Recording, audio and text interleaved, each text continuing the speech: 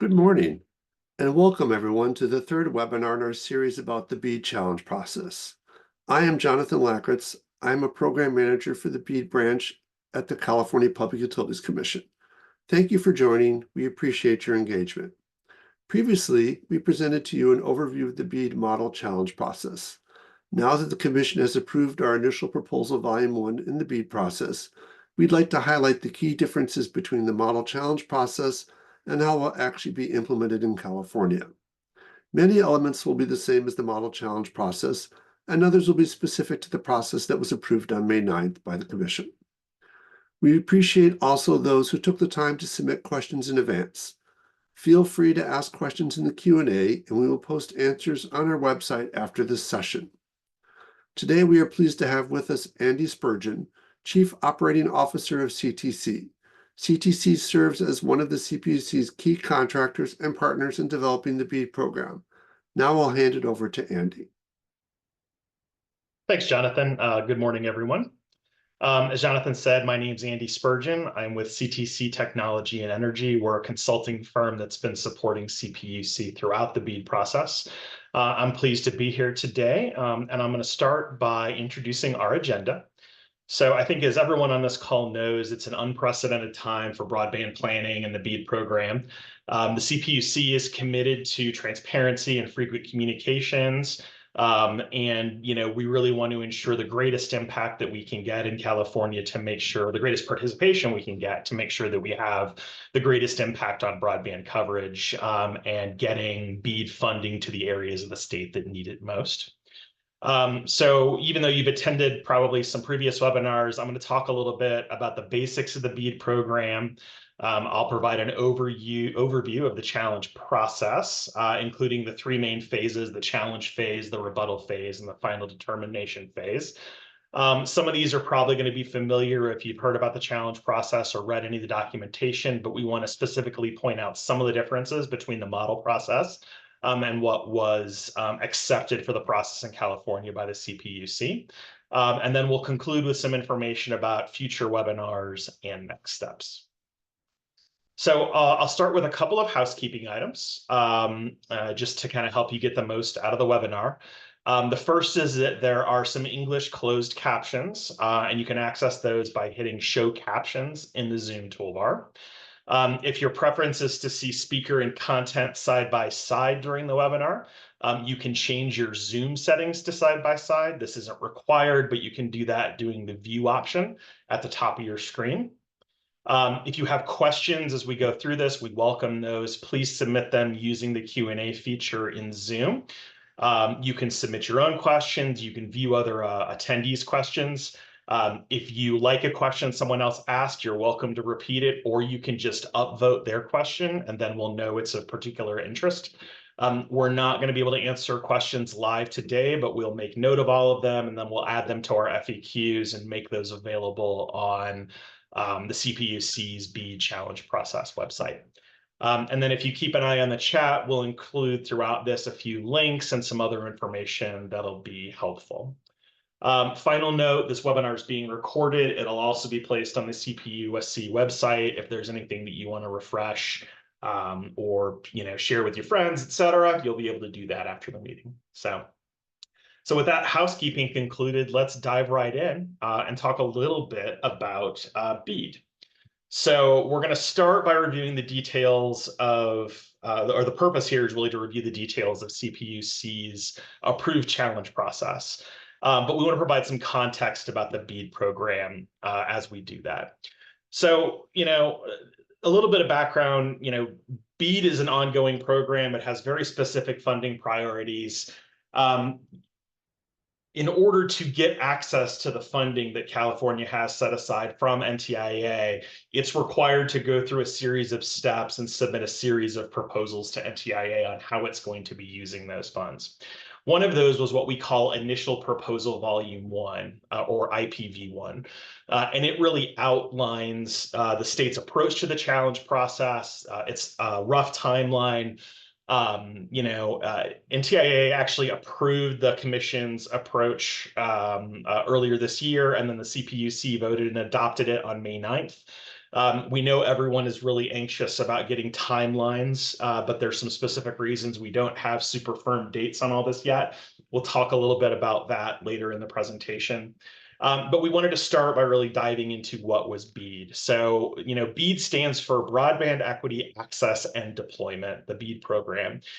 It was an output of the Bipartisan Infrastructure Investment and Job Act, or IIJA, that came out in 2021. So BEAD sets aside 42.45 billion in federal dollars through the National Telecommunications and Information Administration, or NTIA, to fund really broadband infrastructure. So the program's real overall goal is the expansion of high-speed internet access by deploying infrastructure.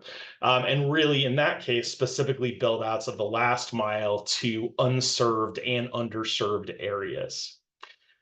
BEAD really has three funding priorities, and we're kind of list them on the next slide in order of operations. So the first priority is to get to the unserved, and in IIJA and BEAD, unserved is defined as locations with internet speeds of 25 megabit per second download and 3 megabit per second upload. So if you have less than 25.3, you are an unserved location eligible for BEAD service. The second funding priority, and again, these are in order of precedent based on how NTIA developed the program.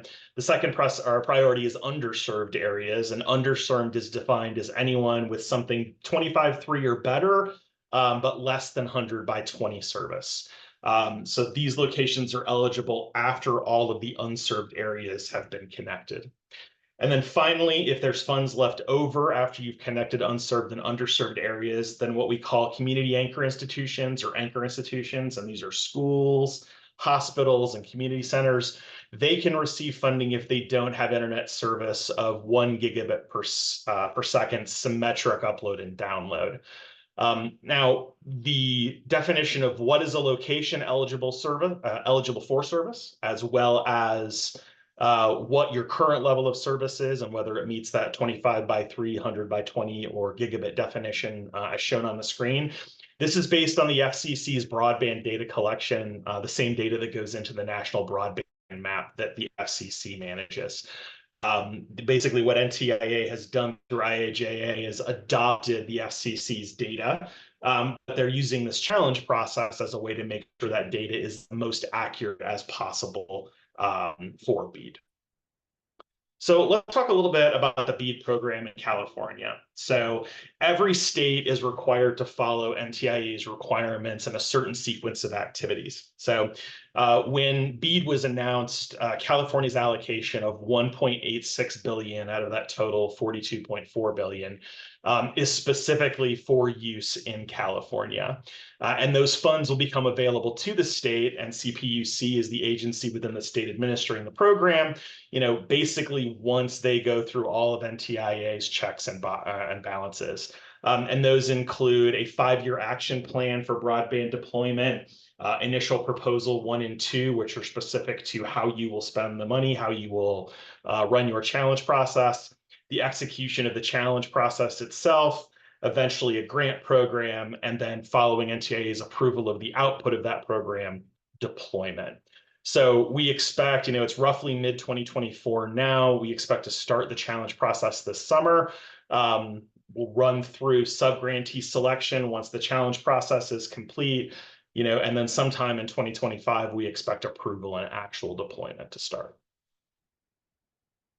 Now, this is obviously a microcosm of a larger program, right? The challenge process, right? So community outreach and engagement activities, things that were necessary to develop that 5-year action plan and the initial proposals, those started in 2023. They'll continue through the entire program. There's a digital equity aspect to this where the state delivered to NTIA a state digital equity plan. And then there are specific grant programs that will be funded for digital equity coming out later in either 2024 or 2025, likely both. The BEAD program, we started last year working through these requirements for NTIA, developing these initial proposals and the 5-year action plan. The first step towards implementation or implementing those plans really is the challenge process. And you can see that we're there now in second quarter of 2024. The subgrantee selection process, will follow that through the rest of 24, likely into early 2025. And then we'll get into deployment and actual movement of the money to build out infrastructure projects in 2025. So the rest of what we're going to talk about today is really going to focus on the challenge process, which will start this summer, but we want to provide some context for where it fit into the overall strategy. So let's talk a little bit about the challenge process for the BEAD program, and we'll start by talking about its purpose. So since BEAD's purpose is to bring high-speed internet to unserved and underserved locations, we have to know where those are, and we have to know specifically which locations are and are not served and underserved. So the challenge process is a mechanism for eligible challengers to give us input to make sure that California is using the most accurate map and data set of eligible locations and community anchor institutions before they launch their BEAD subgrantee selection and start sending money out the door. The whole purpose behind this is to give challengers an opportunity to give us information we don't have, to maybe correct the accuracy of what's in the FCC data that I talked about earlier, and again, make sure we have the right list of eligible locations for funding. And one of the things to keep in mind as we go through this is that the challenge process is really the only time throughout BEAD where NTIA will accept these kinds of changes and let them impact broadband eligibility. Let's talk a little bit about why the challenge process is so important and why it's relevant and so forth.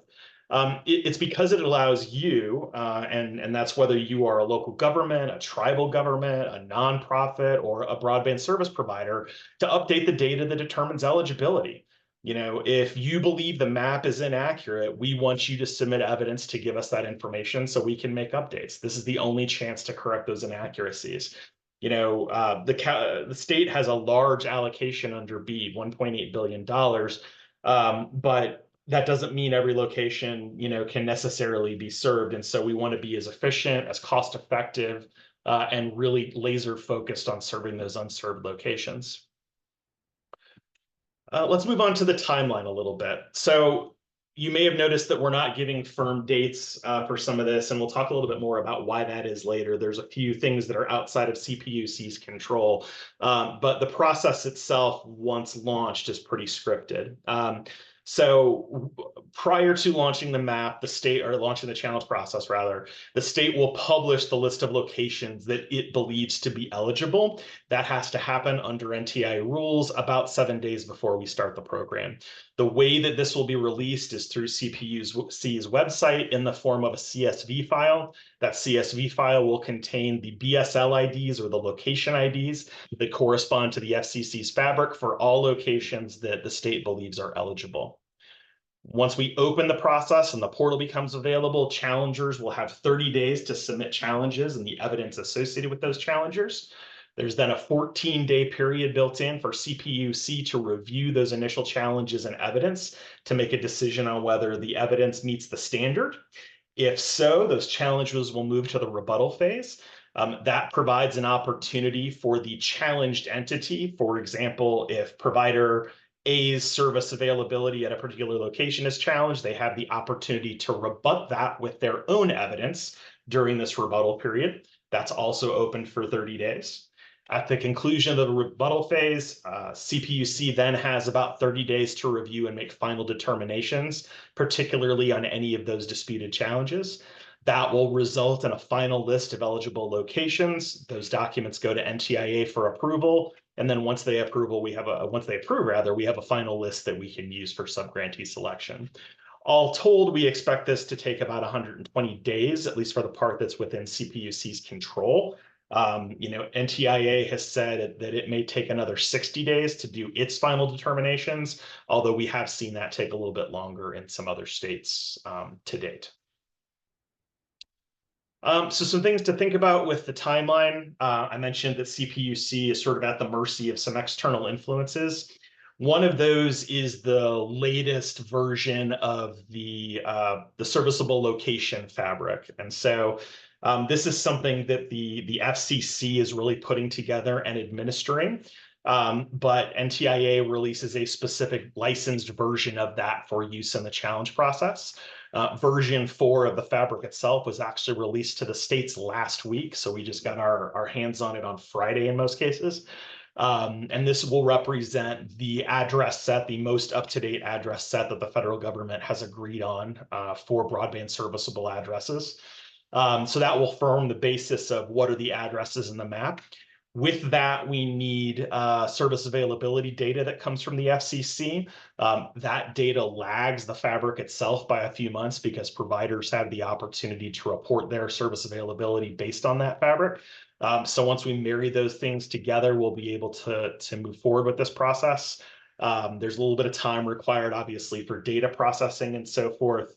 Once we get that married, the portal will be set up with it. We will release those files ahead of time, as I mentioned, and give you 7 days notice. So if you are a Fabric licensee, you'll be able to work with that data. If you are not, don't worry about it. There's also a portal that will allow you to challenge locations or groups of locations to the portal, even if you are not a Fabric licensee or if you don't have big GIS capabilities. So there's a couple of different ways to play here. Let's talk a little bit about who is eligible to submit a challenge.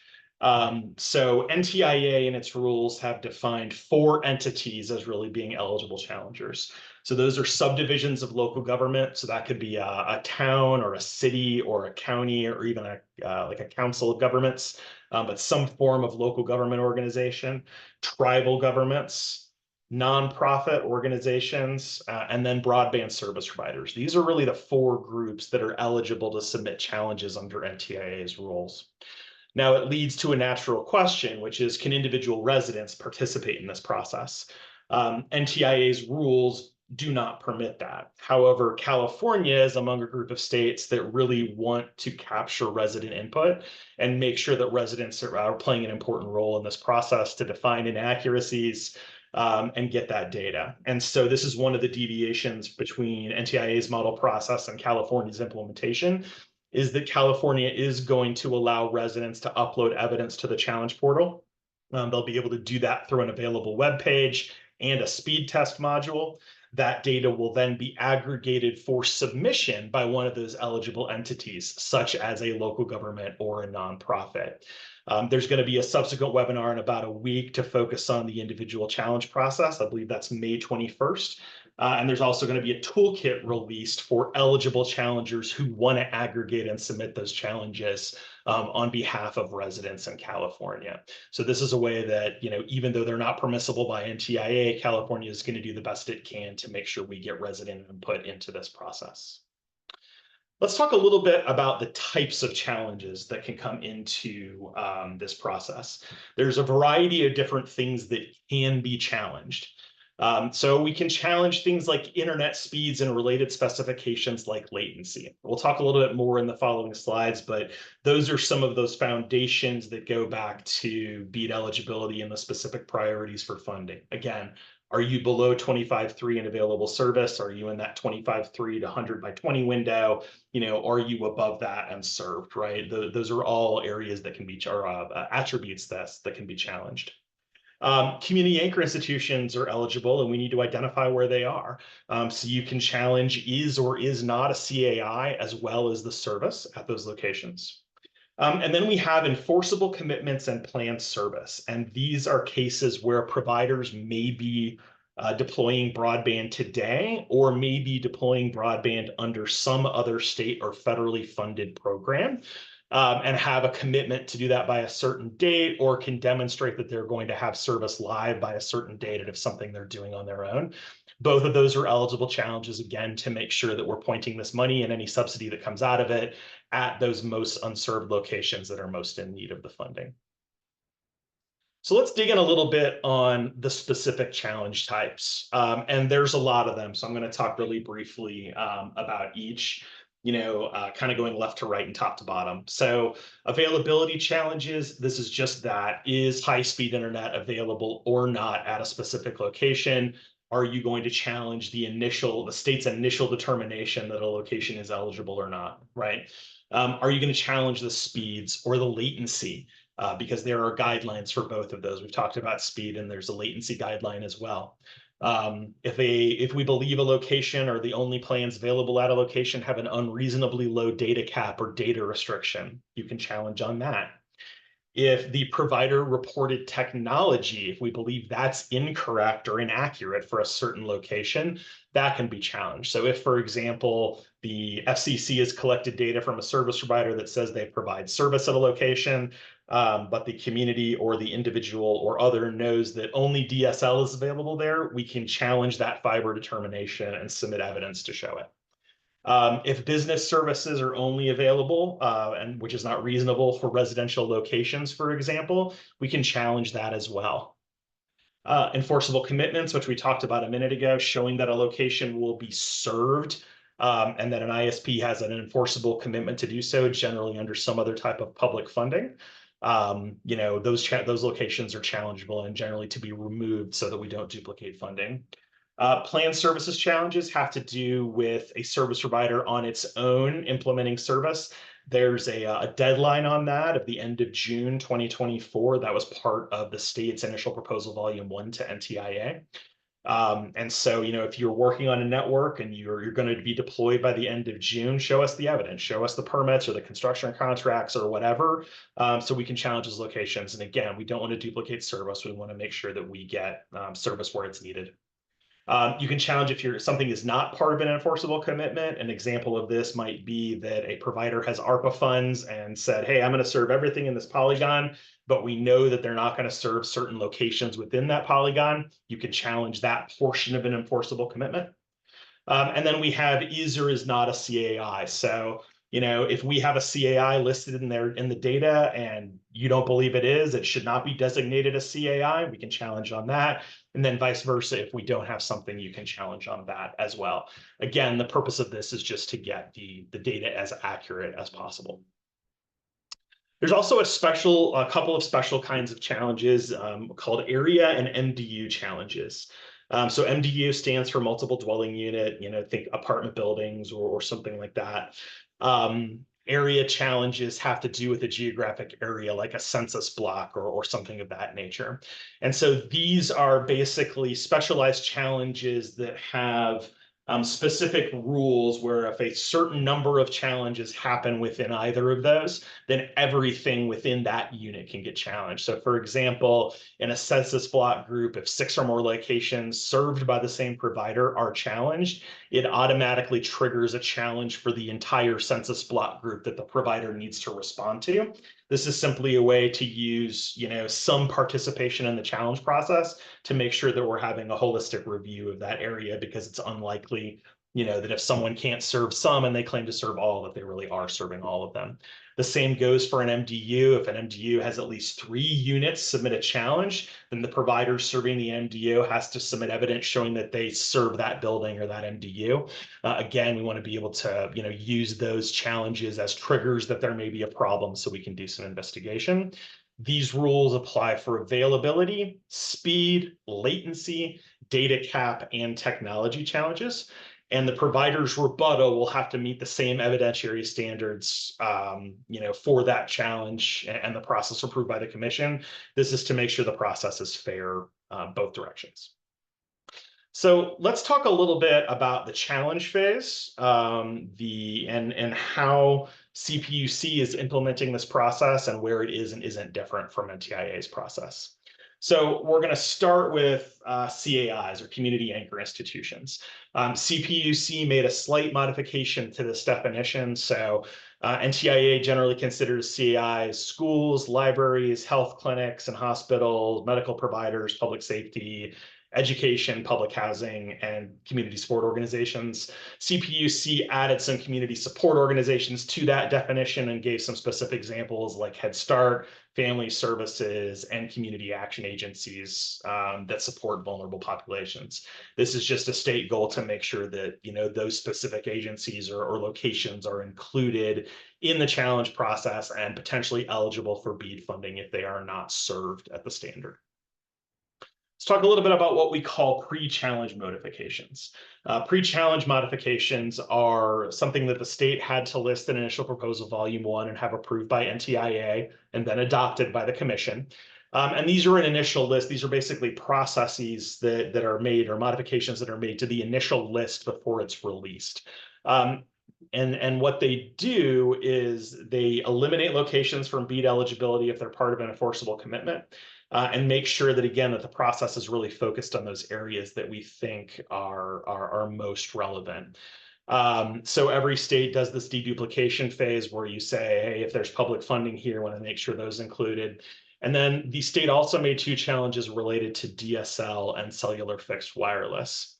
So the first is that as part of its pre-challenge modification. So what this means is before we open the challenge process, we will, on behalf of CPUC, take any locations that are served by DSL and indicate that they are underserved, right? So even if they get 100 by 20 DSL, all DSL related technologies are going to be listed as underserved if they are above the 25.3. If they are below 25.3, they will be listed as unserved, right?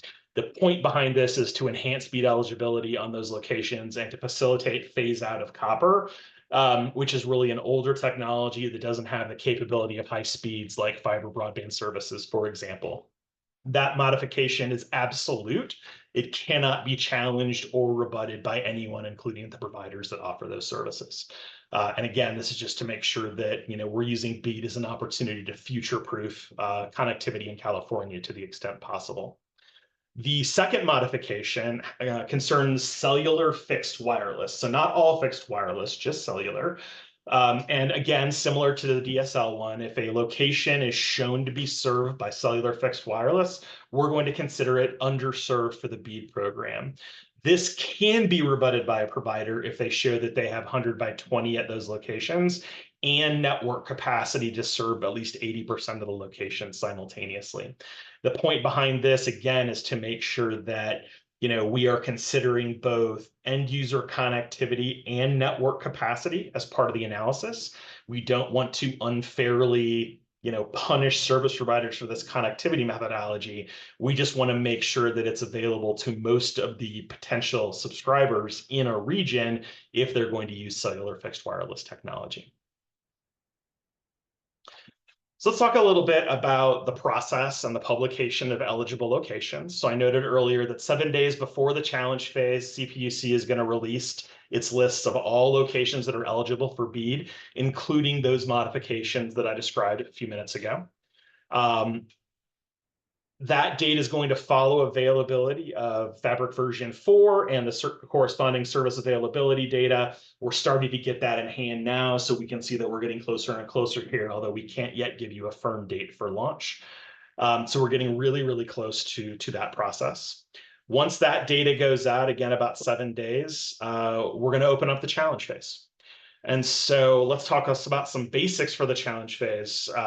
We went through the challenge types a minute ago, but this is a 30-day period. You have to be pre-registered in the portal, and you can see the URL there. And I think we're going to drop it in the chat as well. But this is where you, as a service provider, if you want to be aware of potential challenges to your service territory, you got to register. If you're a local government and you want to present challenges, or you're a tribal government, you got to register. So please get in there and pre-register so we know your interest and participation in the challenge process. Once the process is open, challengers can submit their own evidence or submit a challenge on behalf of a California resident. We talked about those residential challenges earlier, if they've submitted evidence to the portal.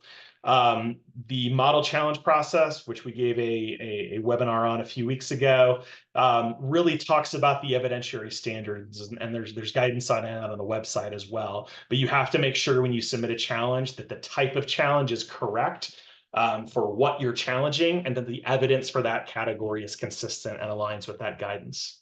Okay. We're going to talk a little bit today about the most common challenge types, but it's really important to revisit that last webinar and that guidance to make sure that you understand the type of evidence that's available and allowable, and the specific challenges types and the corresponding evidence for those. This is a screenshot of the portal, again, and the URL. that you'll need to use to pre-register and then eventually to actually submit challenges. I believe there's a link to that in the chat, as I mentioned a minute ago. Let's talk a little bit about evidence. And again, this is going to be a refresher, but refer back to that prior guidance and prior webinar if you need more detail. The key thing to remember here is that your challenge will not be accepted if the evidence does not meet the standard, right? So the address has to be a broadband serviceable location in the fabric.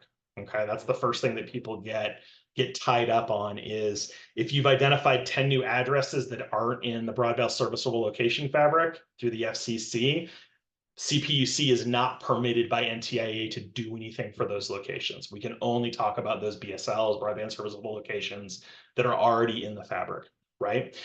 Same thing goes with the challenge service, right?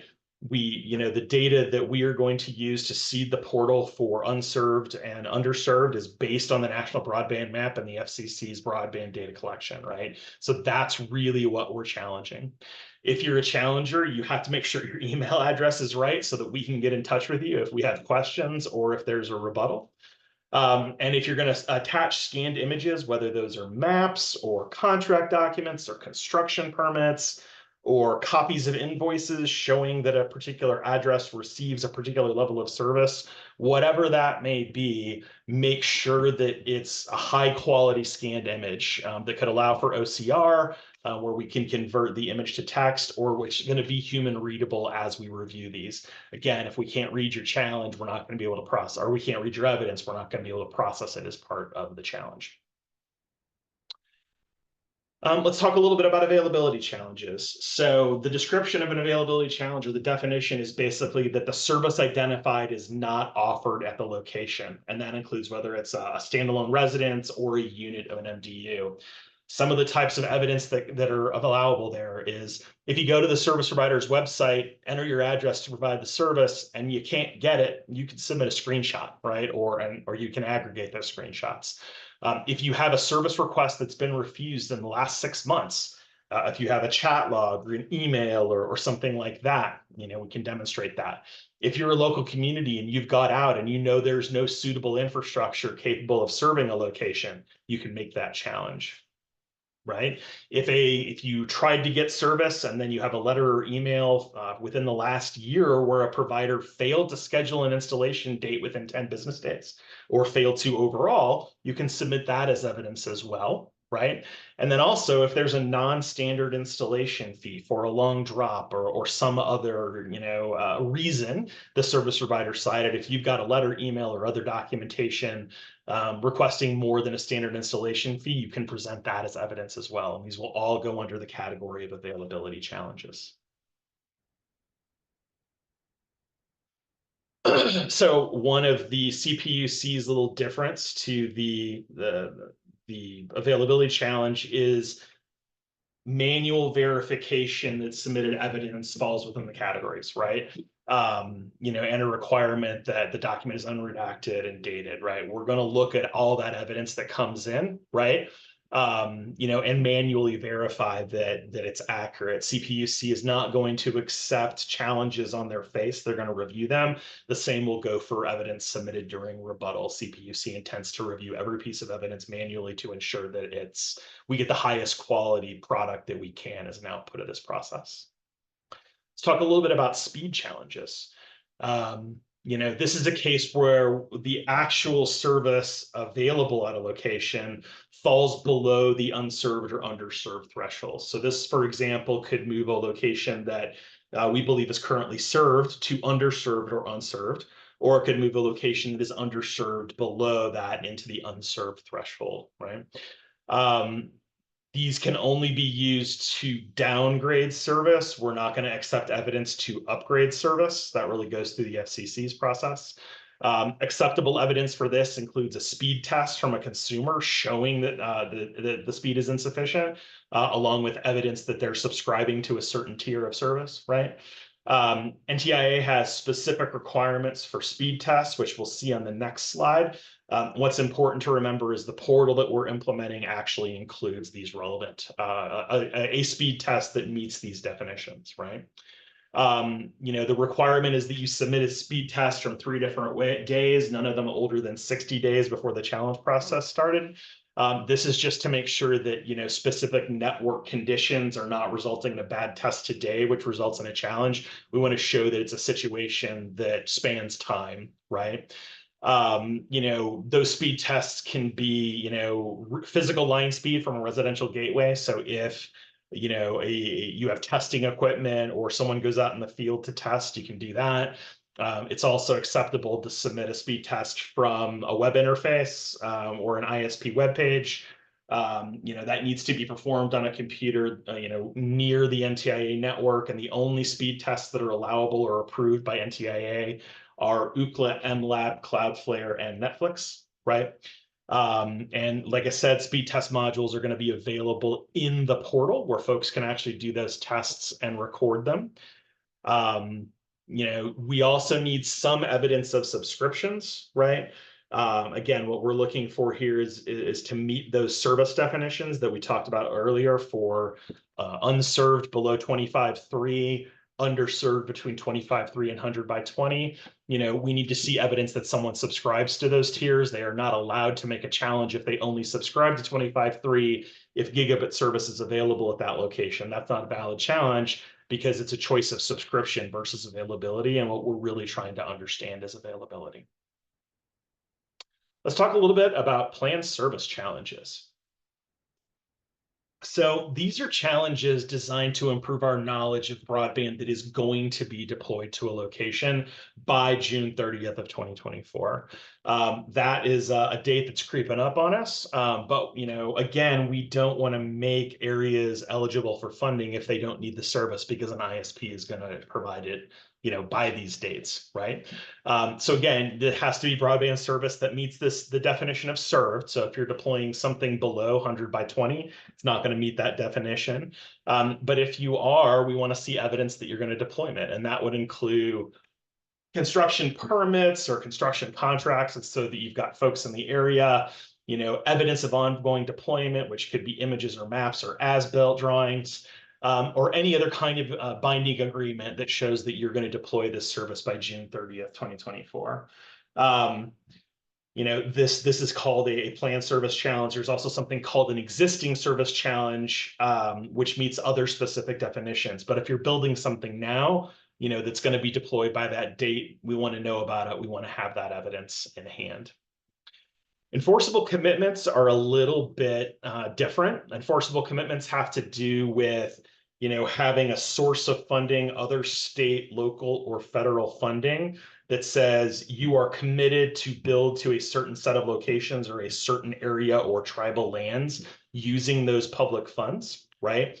To the extent possible, we've already, and the CPUC has already collected that information so that we can deduplicate that before the challenge process starts. So for example, we are taking the BDC data from the FCC. We are taking out ARPA projects where we know where they are. We are taking out advanced ACAM or enhanced ACAM borders where we know where they are.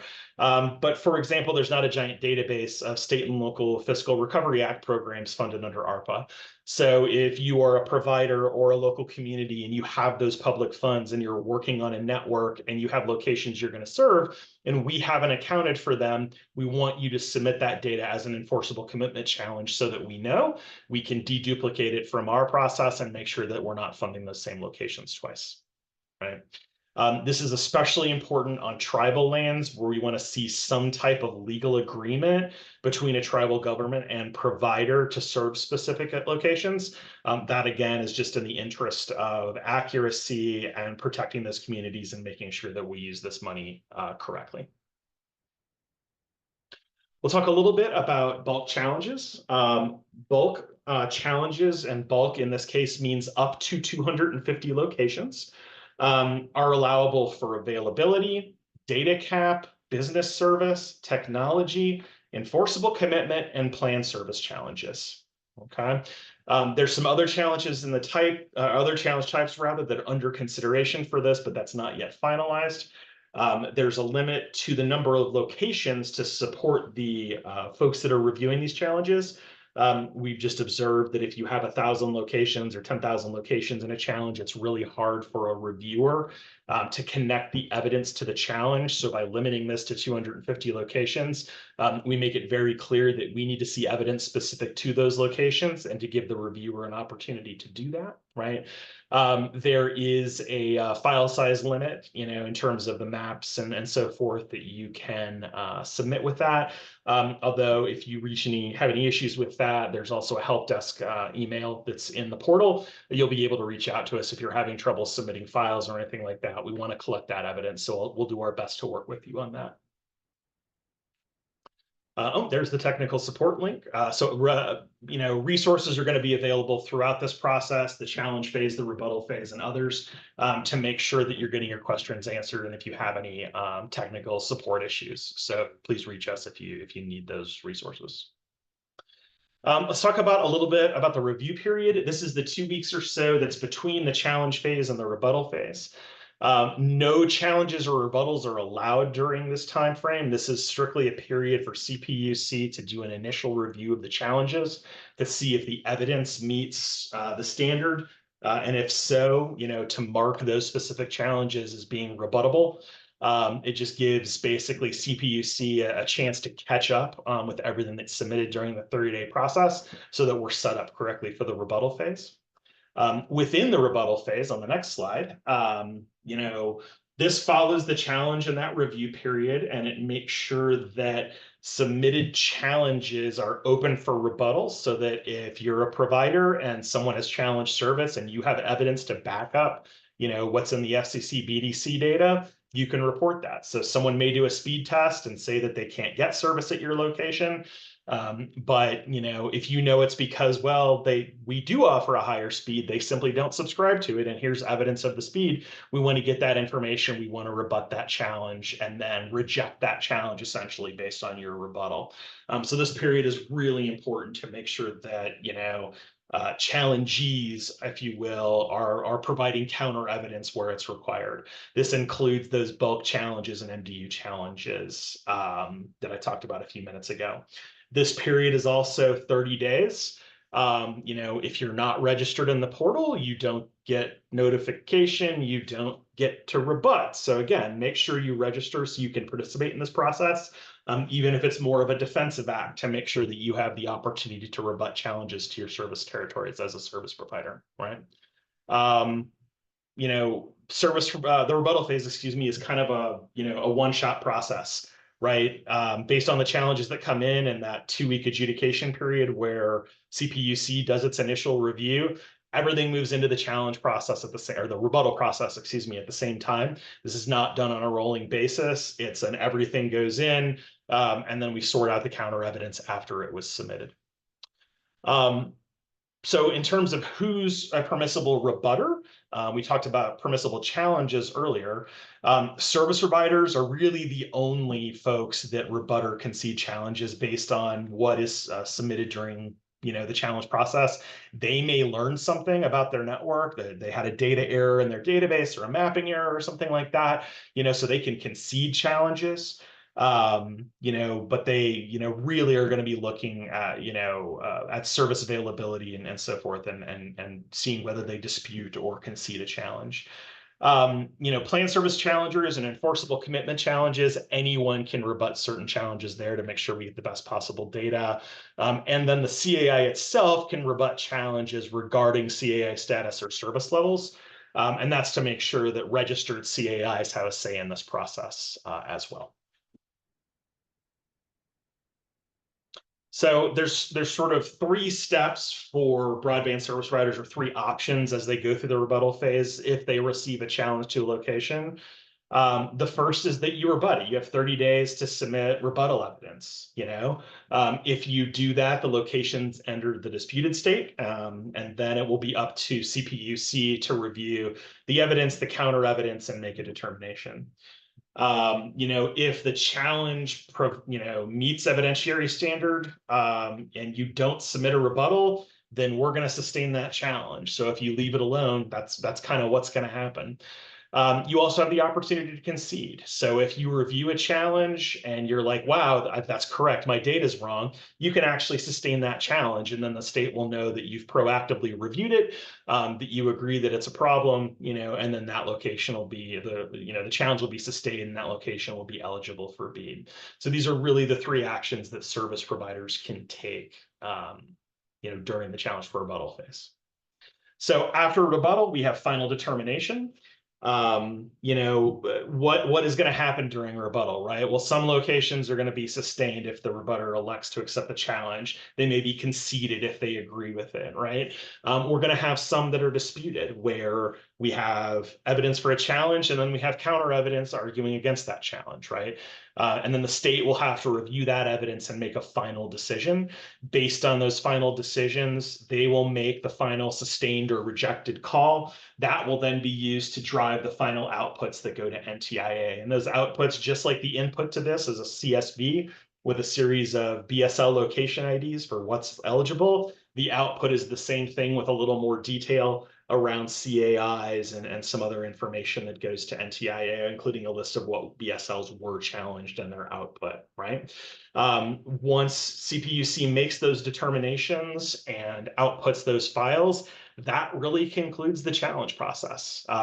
NTIA will review and may go back and forth with CPUC with respect to, hey, we don't agree with how you resolve this challenge, or tell us why you made this decision for type P challenges. And there could be some back and forth between NTIA and CPUC that could really, tweak the final list that comes out of the challenge process. But at that point, no more information is going to be collected from service providers, nonprofits, local governments, and tribes. The evidence has to come in really during those first two phases of the challenge process so that CPUC can make that decision. So with the end of the challenge process is the end of my presentation. So I'll hand it back over to Jonathan Lackritz. Sorry, Jonathan.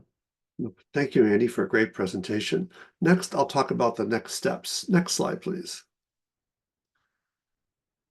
Thank you all for coming and learning about the NTIA model challenge process today.